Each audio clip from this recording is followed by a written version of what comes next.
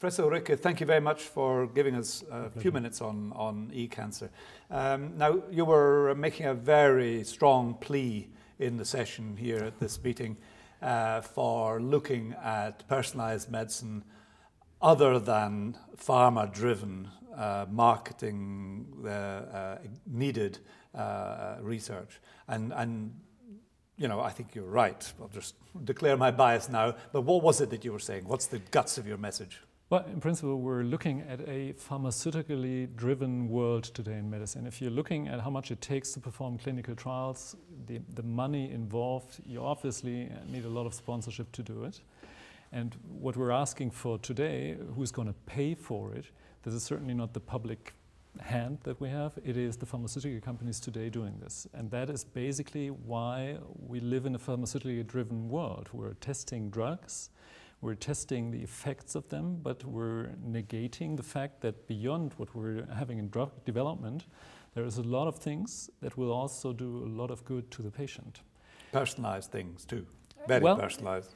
Personalized is something I love to hear. It's related so much to biomarkers and all these type of things where I'm not convinced that we're... But it gets down to treating an individual patient who's got an individual bulk of disease, doesn't it? I mean, it's a rather old-fashioned definition of mine, but that's more like it. Absolutely correct. We're looking at what we would like to have, what you and I would like to have as a patient is individualized medicine in terms of an individual concept. Your doctor is sitting in front of you and telling you, I think at first you need this, and then we'll see this and this and this.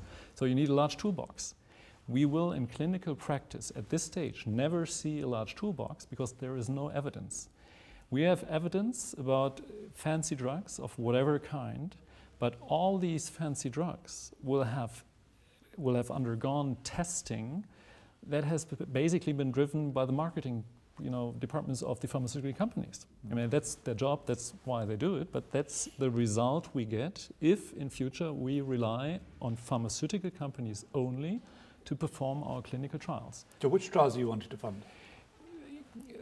Consider the concept of local, regional, or local therapies, stereotaxy, brachytherapy, all these irradiation approaches. Surgery, I mean, if you look at the history of surgery, it is a self-understanding thing that if you have a colorectal cancer and it metastasizes, that surgery will help you. There is a chance of cure. Nobody realizes it's an epidemiologic thing. We don't have a trial saying us that. We just know out of experience there is patients that will be cured. If that assessment I would use for something that comes in new, like a new local treatment, and I say, well, out of experience, I know somebody's going to be cured, they would kick me out of the tumor conference.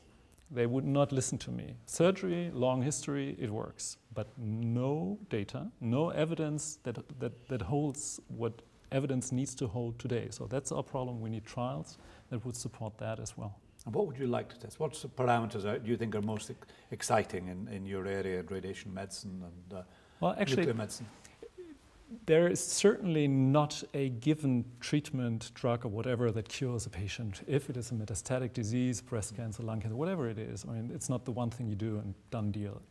What we see, and again, back to individualized medicine, is a sequence of things. Our patients are chronically ill. So we see the patients every 3 months and have a completely new situation. He may have new tumor. Let's say it's a colorectal cancer with a rather benign biology, comes back after 3 months, has a new tumor somewhere in the liver.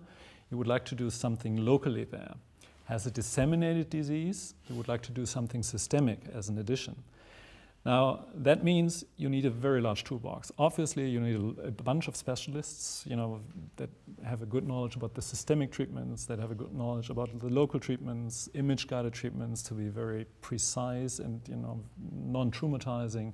You need a good surgeon, all these type of things, adding up to a large toolbox that you individually tailor to the patient. And there comes the problem. How do you test that? Sure. How do you prove this will help the patient? Sure, because it's an individual patient. Absolutely. Suggestions?